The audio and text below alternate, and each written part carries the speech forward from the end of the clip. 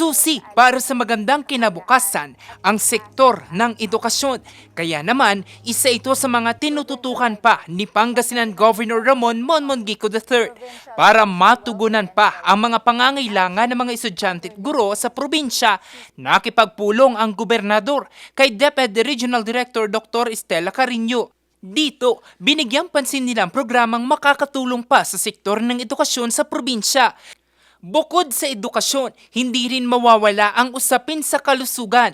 Ito'y sa posibleng partnership ng Dagupan Doctors Villaflor Memorial Hospital, Provincial Health Office at Provincial Hospital Management Services Office. Sa dialogo, kasama si Pangasinan Governor Ramon Monmongico III, hangad nilang maselyuhan ang partnership tungo sa mas maayos at abot kamay na serbisyong medikal. Kasabay din ito ang usapin sa kaligtasan sa isang courtesy call kasama sina Region 1 Acting Regional Director Police Brigadier General Jovencio Badua Jr. at OIC Provincial Director Police Lieutenant Colonel Marceliano de Samito Jr. Mas pinagtibay pa nila ang kooperasyon ng pamahalang panlalawigan at ng Police Regional Office 1 sa mas ligtas, payapa at mas maayos sa Pangasinan. Ang malinaw na direksyong tinatahak ngayon ng probinsya, bunga ng maayos, transparent at may accountability na pamamahala. Saan napupunta ang pondo noong time ng previous administration?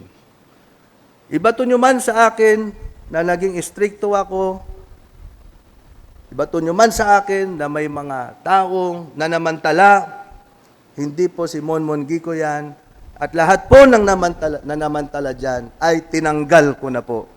Sa ngayon, pagtitiyak ng pamahalang panlalawigan ang maayos, responsable at tapat na serbisyo sa bawat Pangasinense.